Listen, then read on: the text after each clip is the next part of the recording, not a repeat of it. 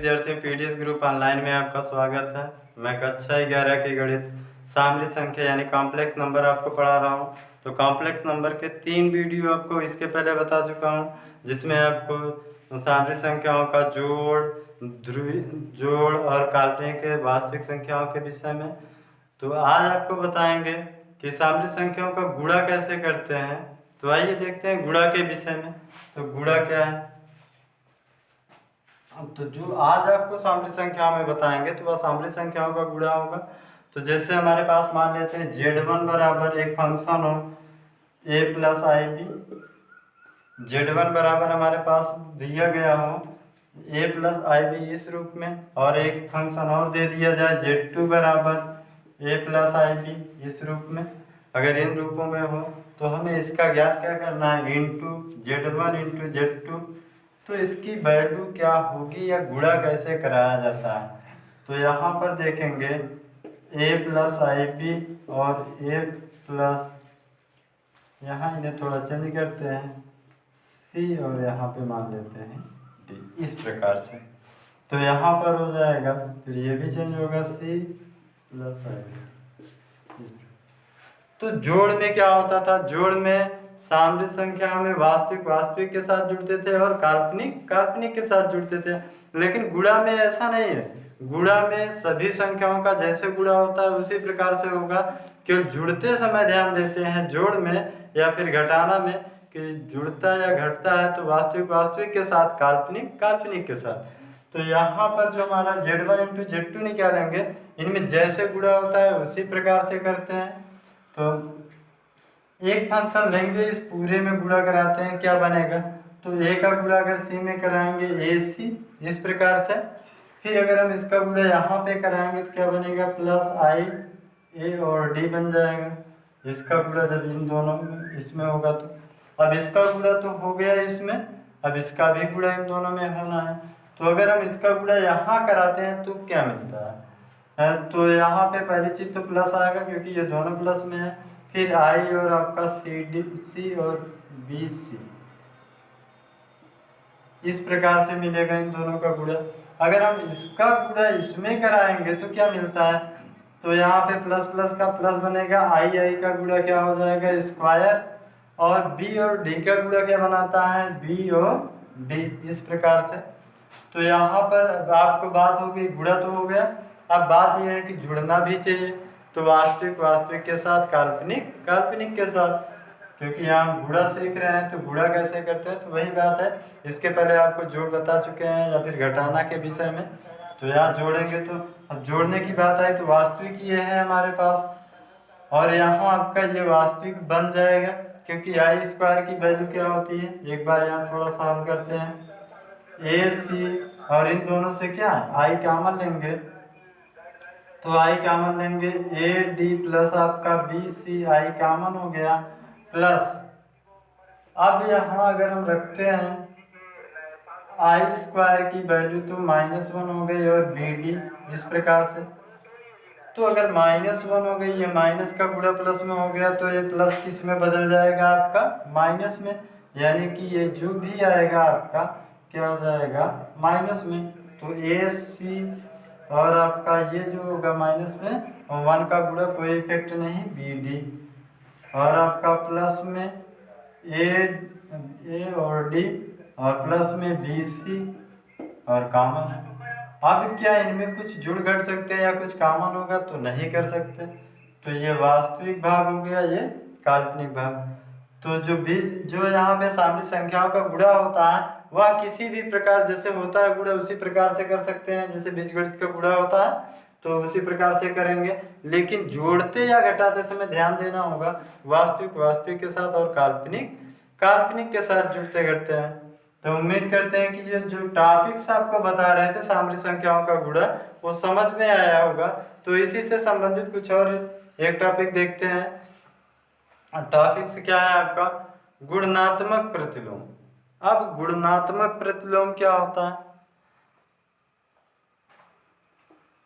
तो इससे संबंधित एक सवाल देख लेते हैं, उसके बाद गुणात्मक प्रतिलोम फिर देखेंगे। तो सवाल की अगर बात करते हैं तो मान लेते हैं हमारे पास सवाल हो जाए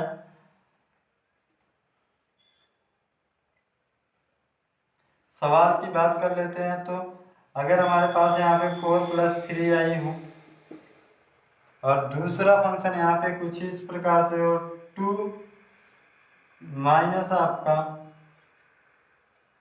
3i, इस प्रकार से है। तो दोनों का अगर हम गुणा कराने की बात आई, यहाँ तो एक मेथड था, यहाँ सवाल है, तो सवाल में और अच्छे से समझ में आएगा।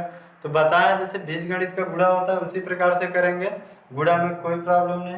तो एक फंक्शन को लेते हैं पूरे में गुणा, फिर दूसरे फंक्शन को लेंगे पूरे में गुणा। तो यहाँ पे 4 से गुणा कराएंगे, 4 दूना 8, यहाँ गुणा होगा प्लस ये माइनस ये आया क्या माइनस, 4 का 3 में गुणा, 4 3 आई 12 आई है तो लगेगा। अब इसके बाद ये प्लस है, ये भी प्लस, तो आएगा क्या प्लस, 4 2 3 आई 6 और आई है ये भी लगेगा। फिर इसके बाद प्लस और माइनस का गुणा माइनस, 3 का 3 में गुणा 9 हो जाएगा, आई का गुणा स्क्वायर। तो गुणा करने पर तो ये बना। अब देखते हैं जोड़ने घटाने पे या एक स्टेप और लिखते हैं। ये 8 आपका बना है, जो 8 है ये आपका बना बनाया है। इसके बाद आपका माइनस, कुछ कॉमन कर लेते हैं, आई कॉमन कर लो, माइनस कॉमन कर रहे हैं और आई कॉमन कर लेते हैं, या फिर यहाँ पे घट जाएगा। अगर यहाँ ध्यान देते हैं इन दोनों में, एक माइनस है दूसरा प्लस, तो घट जाएगा। 12 में 6 घटाएंगे 6 आएगा, लेकिन कैसा माइनस में, क्योंकि माइनस की संख्या बड़ी है तो माइनस में 6 आई आएगा, ये चीज इन दोनों से। तो इसके बाद i² की वैल्यू क्या होती है -1।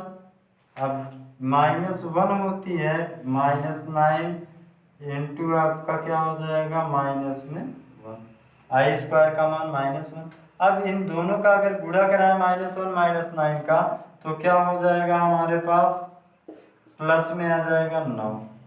अब 9 और अगर 8 को हम जोड़ दें, दोनों प्लस में है, तो क्या हो गया 9 8 17, माइनस में 6 है।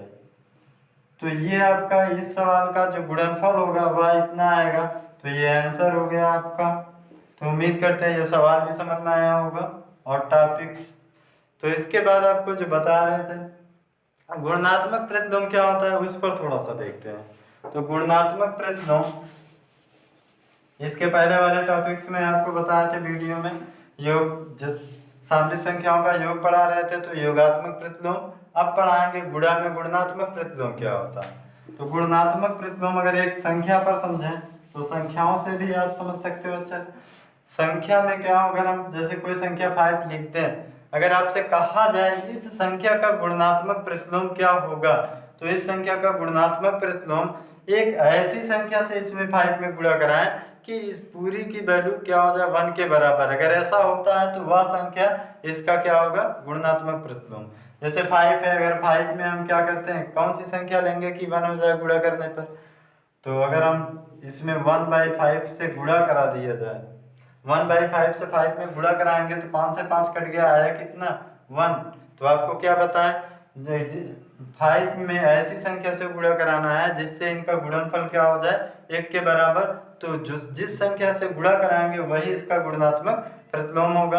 अर्थात 5 का गुणात्मक प्रतिलोम क्या होगा, 5 का गुणात्मक प्रतिलोम बराबर 1/5 होगा। तो इस प्रकार से गुणात्मक प्रतिलोम होते हैं। अब जैसे सामरिक संख्या से संबंधित अगर कुछ दे देते हैं, सामरिक संख्या में चूंकि योगात्मक प्रतिलोम और गुणात्मक प्रतिलोम आपको मिलेंगे कहीं ना कहीं।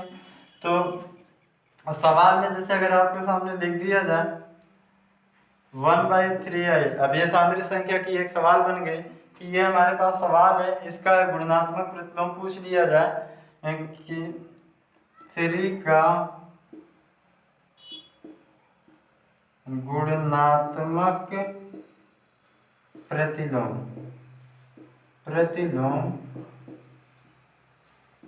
क्या होगा। अगर आपसे यहाँ क्वेश्चन कर दिया जाए 1/3i का गुणात्मक प्रतिलोम क्या होगा, तो यहाँ पे गुणात्मक जो प्रतिलोम होगा इससे संबंधित है। अगर इससे समझ गए तो इसे आप आसानी से कर सकते हो, यानी कि 1/3i में कितने का गुणा कराएं कि 1 हो जाए। तो इसमें अगर गुणा कराना है तो अगर हम इतने 3i का गुणा कराएंगे तो क्या हो जाएगा, ये पूरी वैल्यू 1 के बराबर हो जाएगी। अगर इस वाले फंक्शन में इसका गुणा करा देंगे तो 1 हो जाएगा। तो इस प्रकार से जो गुणात्मक प्रतिलोम होगा वह कितना आएगा 3i। तो यह हमारा क्या हो गया आंसर। तो ऐसे ही कई प्रकार से सवाल मिलेंगे, या एक सवाल में और ऐसे देख लेते हैं 2 + 5i का गुणात्मक प्रतिलोम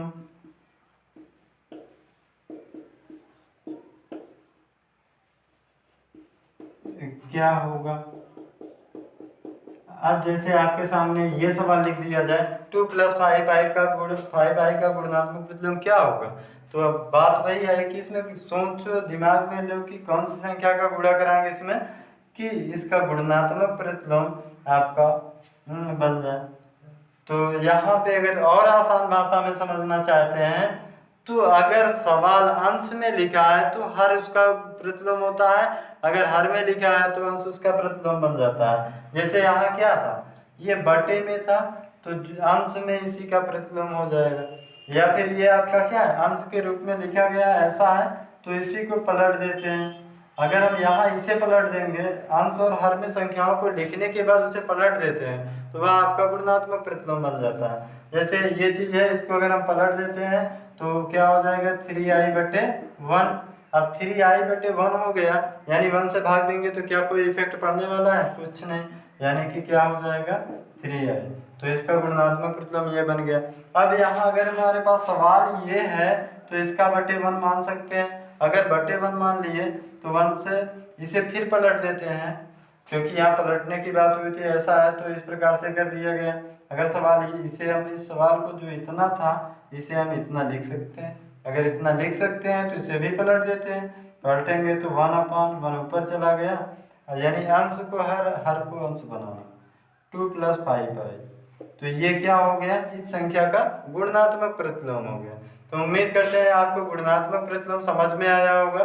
आज की टॉपिक्स आपके थे सामरिक संख्याओं का गुणा और गुणात्मक प्रतिलोम। अगर इन दोनों टॉपिक में अगर आपको कोई भी समस्या प्रॉब्लम होती है तो हमारे व्हाट्सएप नंबर 81 27 14 84 33 पर पूछ सकते हैं। और पीडीएस ग्रुप ऑनलाइन का व्हाट्सएप भी चल रहा है, तो व्हाट्सएप पे आपको इनसे संबंधित कुछ क्वेश्चन दिए जाएंगे जिनका आंसर हमारे इसी व्हाट्सएप नंबर पे आपको देना होगा। आज का वीडियो बस इतना ही। सब्सक्राइब कीजिए हमारे चैनल को और बेल दबाना ना भूलें ताकि अगले वीडियो का नोटिफिकेशन